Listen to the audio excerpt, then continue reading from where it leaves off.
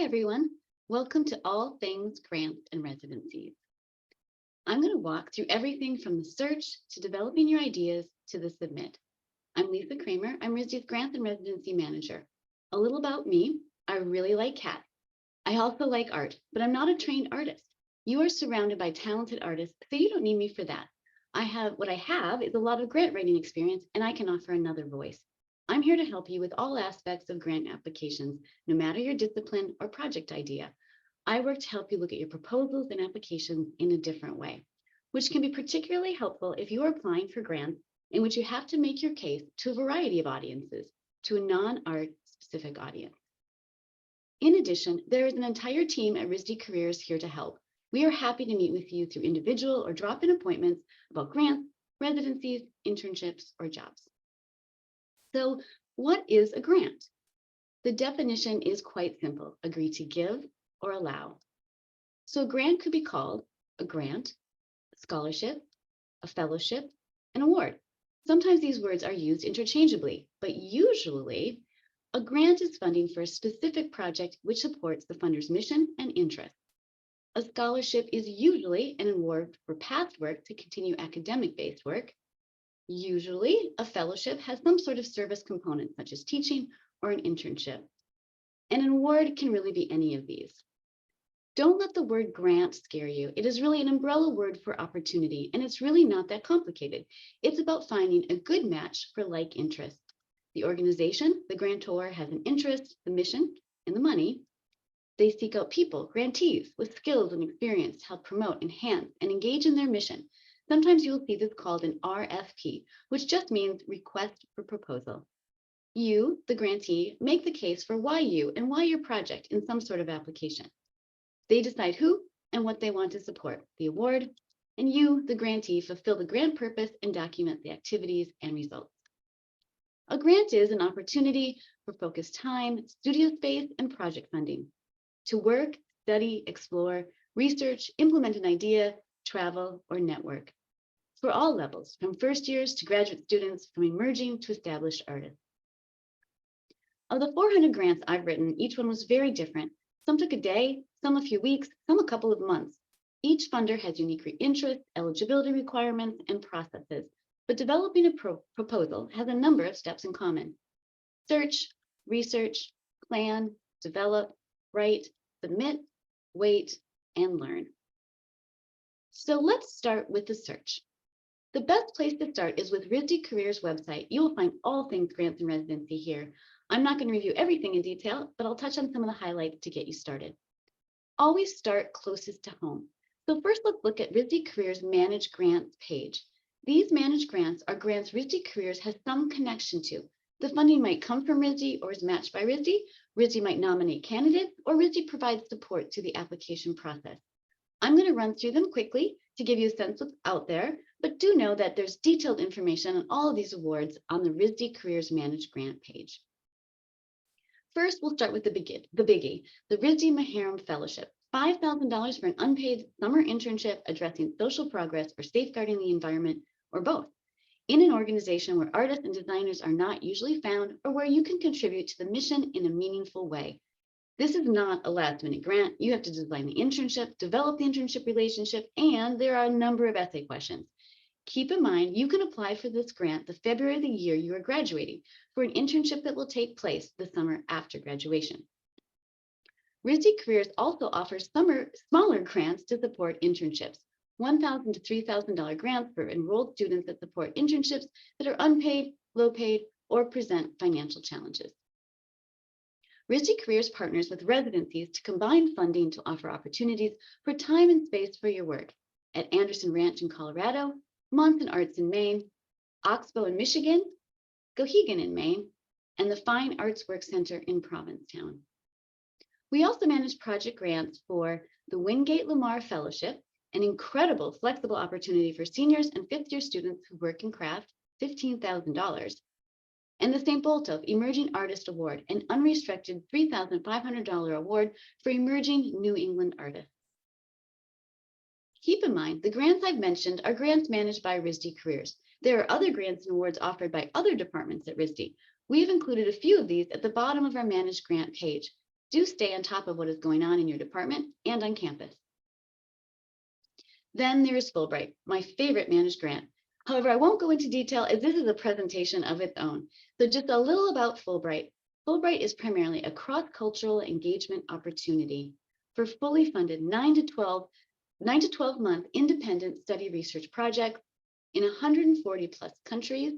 You design your own projects and develop host country affiliations. It is a complicated grant with lots of moving parts. Know that you can apply through RISD up to 3 years after graduation. RISD is the top producing Fulbright institution in the specialized institution category with 109 RISD awardees to 44 different countries. On the RISD Fulbright webpage, you will find 2 important documents to help you through the process: RISD's checklist and deadlines, and RISD's Getting Started. We also offer a RISD Fulbright info session in late February, early March. Keep in mind, if you are applying through RISD, you have to meet our internal deadlines. This is an intense process. We are here to help, but we do have to keep all our applicants on track. We often say that once you apply for a Fulbright, all of the grants are easy. Also, when looking for inspiration, go to our RISD Fulbright alumni website. You will find project summaries, stories, and photos to get you motivated. Moving on beyond RISD, there are numerous grant resources with search databases, which is great, but it can be overwhelming. They tend to serve you best when you have that project in mind or know what you need. Consider some keywords and then just jump in, start poking around and see where the search takes you. I'm going to review 4 key resources to get you started. The New York Foundation for the Arts, NYFA, is excellent for the arts. Know that it is not limited to New York City or New York State. That's just the name of the organization. Start your search by going to awards where you can enter specific criteria to narrow or broaden your search. For example, in this search, I filtered cash grants and painting, which resulted in 81 opportunities. You will find a brief description of each to help you narrow your search and then a link to their website. The Foundation Center includes all grants. It's not necessarily arts focused, which gives you a lot more to search through. But you may find that non-art specific organization where an artist could really make a difference. You could be a unique applicant that stands out. You do need a subscription to search this database. It is $19.95 a month. You can sign up for 1 month when you have time, do a number of searches, then unsubscribe. Or you may be able to access it for free at your public library. The third key resource is state and regional arts agencies. Here you can find information on every state and region's art agency. Obviously, the expectation is that these grants benefit the people of the state or region. So often a requirement is that you're a resident for a certain number of years. You may be in transition now, but wherever you end up, remember to check and see what's going on in your state. For example, in Rhode Island, we have RISCA. Here you'll see there are a number of grant opportunities for individual artists. You will find that most state art agencies will have a website with a grants page for individuals similar to this. RISD Careers has our own searchable database of opportunities. These are opportunities that our staff and peer advisors have found to be of particular interest to RISD students and alumni. For example, if you search on public art, you will get 21 hits, which you can narrow with additional keywords, review the basic description, and then move on to the funder's website. These databases and lists are all great, but there is no magic potion. You have to make the search your own. Your grant and residency search is unique to you. So in your search, in addition to these online resources, get creative. Ask your professors, where have they found funding for projects? Where have their students? Faculty are often the best sources of discipline-specific grants. Ask your classmates, peers, and other artists and designers, what did they find? What actually worked for them? Hearing from others like you will make it real and show you that it is possible. Find and review the resumes of artists you are interested in and admire. Search their website, find their resume, and see what awards they have received. Build a library of opportunities for now and later. Once this is on your mind, you will start hearing about opportunities, and there will be some you aren't eligible for right now, and some you will find that you just missed the deadline. Keep track of the ones you want to research, the ones you want to apply to now, the ones for next year, and the ones you don't want to forget about in the future when you are ready. For example, this is a simple Excel spreadsheet. You could have tabs for time, now, after graduation, 10 years from now, or you could have tabs for type of grant or residency. Note that I'm not organizing by due date, but rather when I want to start working on the grant. If the grant is due in February, Starting in February isn't likely going to help you. Factor in plenty of lead time. This slide is specifically for international students. You know more than anyone how challenging it is to find funding for education or projects outside your home country. It is true that most funders in the US focus on US citizens, but not all, and especially residencies are open to international students. Do search around and ask. Ask the financial aid office at any school you are going to or planning to go to. Ask your college departments, like the Career Center, and know that the grant's RISD funds are open to international students. Ask organizations you and your family members are connected to. Search the online databases like the Foundation Center. Google search on grants for international students and you will get lists of ideas. And if the citizenship eligibility is not clear, don't hesitate to email and ask them. Find that out right away. Let's talk about residencies. Residencies, like grants, are also individually unique. They could be for an enrolled student, emerging artist, or a mid-career artist. They could be totally open for you to work. They could come with a work component, or they could be theme-based, asking you to explore a specific issue. They can be found all over the world, on islands, in the mountains, on farms, and on ships. Only 30% of US residencies are fee-based. That means if you're accepted, only 30% ask you to pay a fee.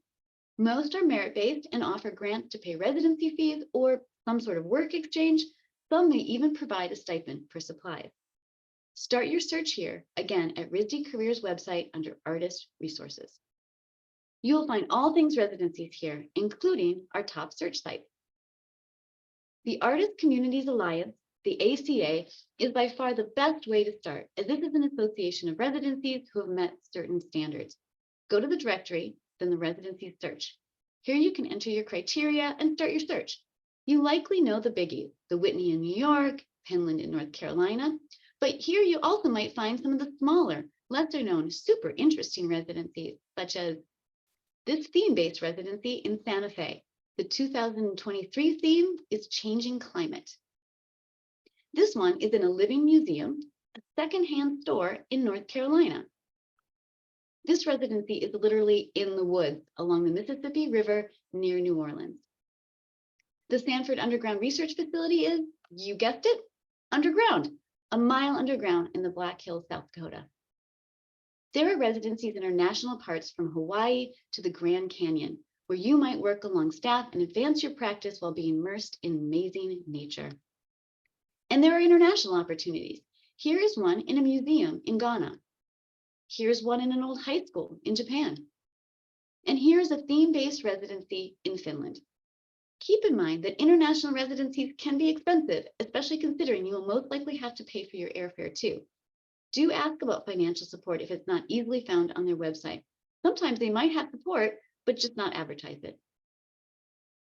If you haven't, be sure to sign up to receive the ACA newsletter. You'll receive notice of opportunities and links to residency news, articles, and advice.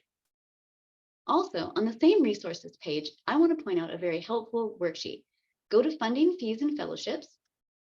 And in addition to helpful funding tips on this page, you will find an Excel worksheet that walks you through developing a residency budget, which you can download and make your own.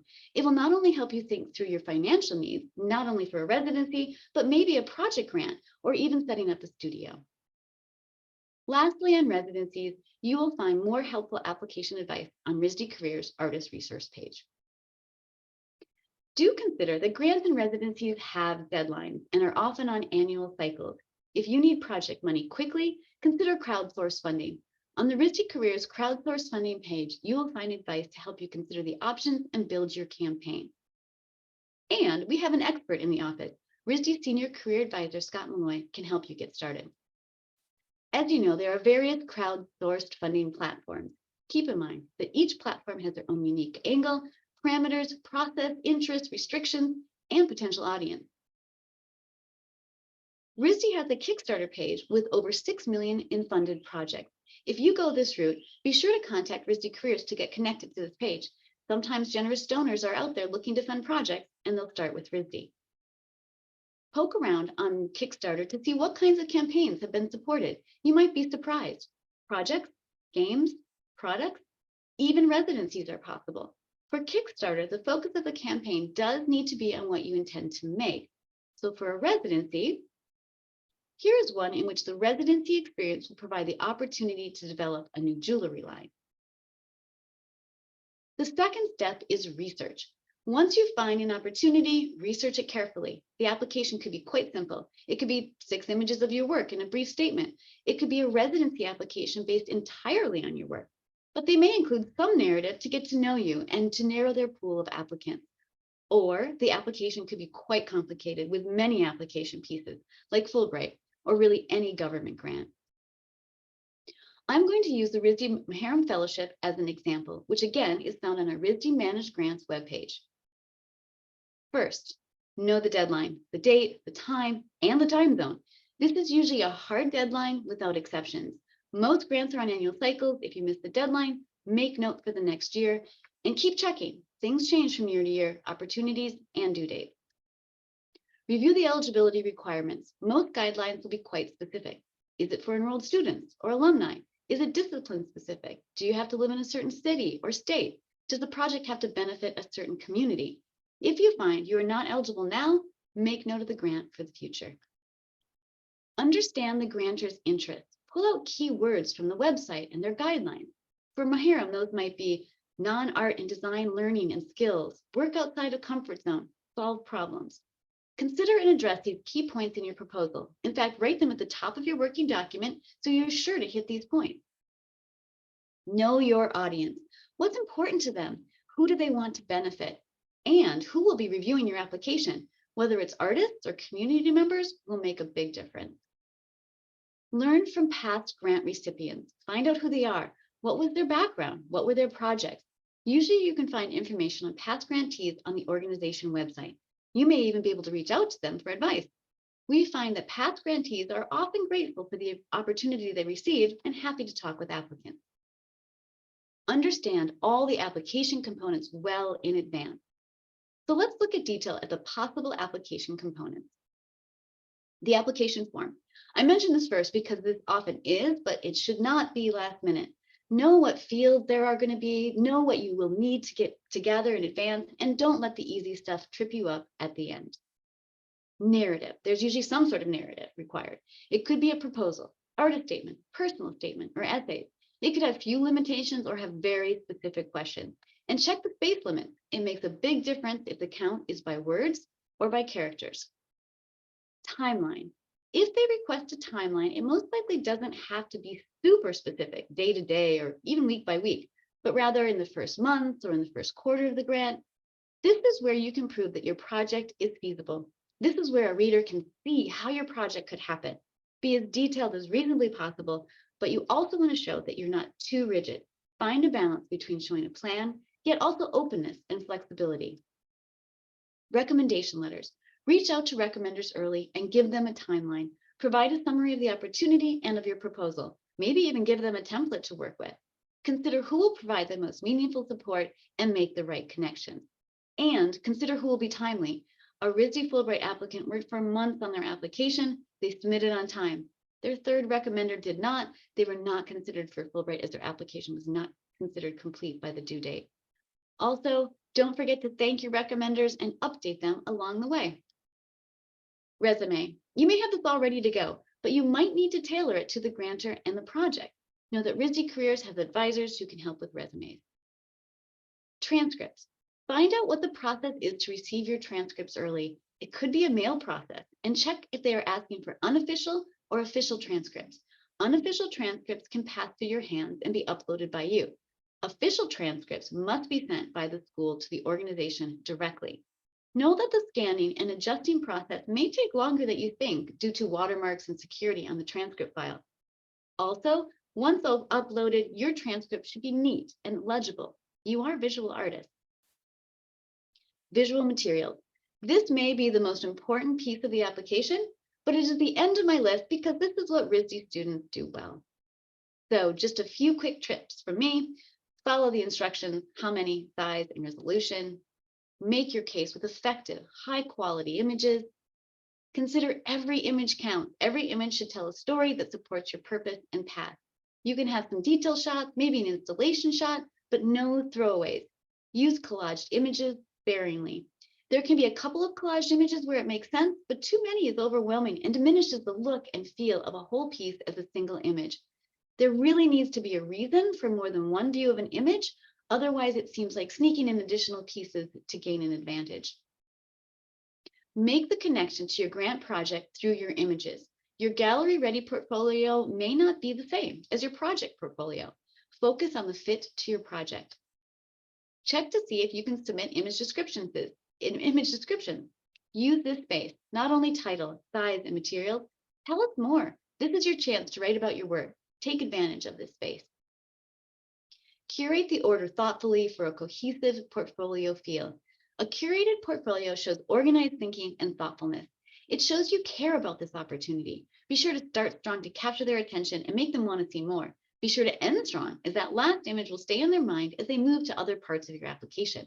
And in a group review, that last image may stay up on the screen as they talk about your application. You want that image to be strong and connected to what you are proposing. And a final tip, print each image you are considering on half sheets of paper. Tape them to a wall, stand back and really look at them, and then move them around to find that compelling flow. In developing a budget, ask for what you need, not more or less. Reviewers are experts, and they will know if it's over or under. They want to know, in a sense, that they are getting the most bang for their buck, but also that it is adequate because they want you to be successful. Here's the template that I made up. If you can choose the format, show your budget in a neat Excel spreadsheet or a table. Show that you are a professional. Show up your visual skills and ways of thinking. Show detailed descriptions where possible. Make sure the amounts add up, and make sure it adds up to the grant amount. Here is another template. If you have the opportunity to show what the full project will cost, add a column to show other funding. This will show your resourcefulness, that your project is on its way, and that they aren't the only ones invested. Think of an application and the many components like a puzzle. There are many pieces that have to come together in just the right way at just the right time. Thoughtful organization is an important part of the grant writing process. I love this photo. This is a photo of RISD architecture alum Ming Wang's workspace as she was developing a grant for a project in Denmark and Greenland. It highlights the importance of clever organization of all the puzzle pieces, which brings us to plan. Dedicate time to the process. Set internal deadlines that are earlier than the funders so you have no problem meeting their deadline. Factor in time for support documents that are not in your control, like recommendation letters, offer letters, and transcripts. Build an archive of responses. Starting with a blank page can be overwhelming. Develop a way to keep track of your applications and essays so you can find and reuse your material that you have developed. Again, a simple Excel sheet. Here I've listed the grants I've applied to along with keywords that I can then search on. So if a grant comes up where I want to highlight my language skills, I can search on keywords, find the grant application I submitted in which I addressed my language skills, then go to that application document that I have saved, copy and paste, and then revise as needed for the new grant I'm applying for. Moving on to develop. Grants are primarily about your exploration. There are so many things you want to explore, right? Excellent. Be open. Think big. But then you are going to have to narrow and focus. Think less is more, especially considering the limited space you have to do it justice. To stand out in a competitive applicant pool to reviewers who are likely very busy, you will need to keep focused on a single topic. It is better to explore one idea and explain it effectively rather than introduce many ideas poorly. Make your activities and goals feasible. Consider your timeline and your funding carefully. Even if you think or even you know it's possible, you don't want your reviewers to feel overwhelmed and question your ambition. A lot of activities, locations, players involved, or goals just might not sound feasible. What are the 3 things you want your reviewers to remember? 3, that's it. Study shows that humans really only remember 3 things. I know even from this presentation, you will likely only take away 3 things. Write the 3 things you really want to stand out in your application at the top of your working document and make sure they jump out. Make a case for why the specific grant or residency. Of course, everyone knows you're applying for different things. You don't put all your eggs in one basket, but you want your reviewers to feel like this is the perfect fit. If this could be any grant or residency or location or applicant, it's not so interesting. Make your unique case. This may seem confining and uncomfortable. There's so much you want to do and say, but know that your experience will be broader and deeper and go in directions you didn't expect. So how do you do this? How do you focus and formulate your ideas into a written proposal? It will happen through a process and with time, by tailoring to the grantor's mission, interests, and guidelines, through your project research, by working with a professor, a mentor, a grant recipient peer, a RISD career advisor, or the RISD Center for Arts and Language, and through lots of writing and brainstorming. In developing your project and proposal, you will need to hit what I call the W's plus: who, what, where, why, and when, and then the pluses. How? How do you know? So what? We have a resource to help you through this process. If you go back to the RISD Careers website under Grants and Awards, at the bottom you'll find a link to professional development consideration, or proposal development consideration. This document may help you think through your answers to the W plus questions. It is, in a sense, a way to interview yourself. You can use these prompts as headers in your draft to help you focus and then delete later. I'm not going to review each prompt. You can review this on your own as you consider your unique projects and interests, but I will hit on a few key points. What is your learning objective? Clearly articulate what it is you want to learn and how you will learn it through this opportunity. What is the context? Don't assume they know. Explain the process or materials or history, especially if the reviewers are not artists. For example, if your proposal is about Mongolian gears, a textile dwelling, you first have to explain what it is, maybe provide some history, its current role, and the pros and cons. And likely you'll need to do this in a very short space, which is one reason why focusing on one thing that you can explain well is so important. Who cares? What makes this relevant? Why is this important to you, the funder, the community, maybe even society? For example, if you are interested in Italian puppets, great. But how do you get others on board? How do you speak to what is important to the grantor? Perhaps by talking about why this is important that this specific art form continues to exist. Perhaps by considering that a traditional art form may actually have more of an important role in our contemporary technology-focused world. What is the connection? Why is this a good fit for their mission? Refer back to their wording. Make the connections for them. Don't make them guess or read between the lines. Why you? Show your path. Demonstrate that you've done your research and you are prepared, that you have the skills and experience to do this, but also show that there's room to grow and learn. If you are already there and you know everything, then why fund you? Show how this grant will move you forward. What is the impact? This is the so what. What difference will this grant make to you, the organization, the community? Usually they want to understand the impact in the short term. You could include intentions or contributions for the long term. Just be careful not to sound too grand. You might find that most of your questions about applying for a grant are answered with, it depends. And that's because your proposal is unique to you, your ideas, your project, your art and design, and all those around you. Now, for many, the scariest step, writing. Applying will usually involve some writing. It might be one 250-word essay. It might be 15 250-word essays. Or it might be a complicated project which you have to describe in only 2 pages and every word counts. For the most part, grant writing is not so much about being creative, it's about being straightforward and authentic. Here are some basic writing tips. Concise, yet compelling and with passion. Professional, yet in your own voice. Grantors are not interested in overly edited writing. They want to hear from you. Get there faster. Don't wait until the end to tell us your goals. Those first 2 to 3 paragraphs are the most important. Show, don't tell. Don't write, I'm a leader, I was president of X club. Tell us how you led. Give us an example. Tell a story. Be accurate in spelling, grammar, and facts. Pay attention to the required formatting. You want a neat application package from beginning to end. You never want to annoy your reviewers with little things like typos or incorrect formatting. Don't risk it. Clear and jargon-free. Know your audience. Don't use RISD lingo. Even be careful of discipline lingo. Again, consider the reviewers may not be artists and designers. Consider this statement.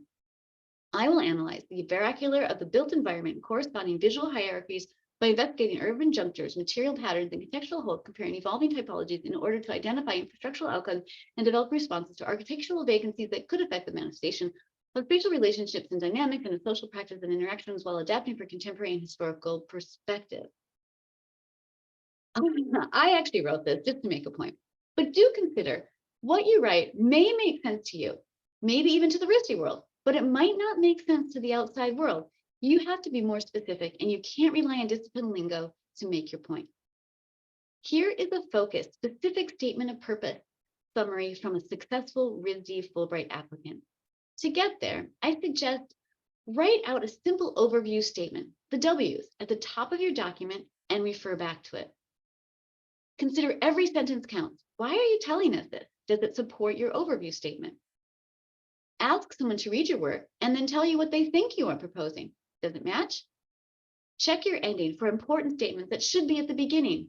This speaks to the get there faster. Remember, you can't proofread your own work very well, and list others, ideally more than one, and ideally inside and outside your discipline. Word of warning though, try to get feedback early on in your process. Getting additional feedback at the end could throw you off. At the beginning, talk to lots of people and consider everyone's advice, but then make it your own. This is your proposal, your voice. Don't forget RISD Center for Arts and Language, an excellent resource for brainstorming or fine-tuning your proposal.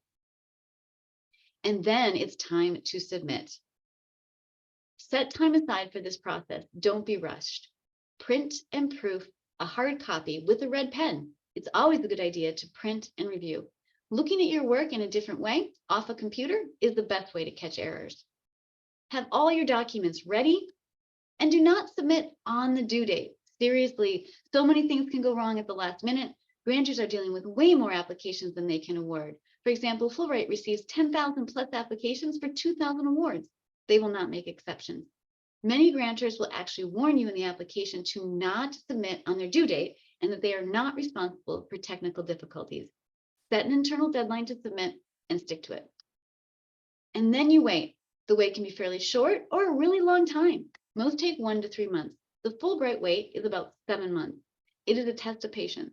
In the meantime, move on and apply for other things. Whether you receive the award or not, you will learn a great deal. Grant development is a character and a skill building experience. You will learn from the process. You will learn from your mistakes, which you will make. I've made them all. You will learn about yourself and more about what you want to do or what you don't want to do, equally important. And you will learn about other opportunities. The grant writing process itself may encourage you to leap to a lily pad you hadn't considered. Sometimes alumni come back to us and tell us, I didn't get that grant, but because of the work I did on that application, I applied and I received this other grant or this job or made this new connection. Life is more like a pond of lily pads than it is a path. One jump leads to another in various directions. And it will not be a waste of time. A final few things to keep in mind. There is a lot of competition and only so many awards, but why not you? This is not free money. You do have to work for it. There are no special tricks or easy way. Work through, not around. There are no have-tos. This is not homework. This is something you want to do. Try again. Most grantors encourage you to reapply, and if they remember you, they will appreciate your motivation and commitment. Grant writing is a process. Be patient and ask for help, especially if you haven't done this before or if it's a complicated grant. You can learn more by meeting with one of our advisors, watching for opportunities in the RISD Careers e-news, and attending RISD Careers presentations like this one. Now go and explore. Thank you, everyone. Take care and do reach out to us for support. We are here and we are happy to help.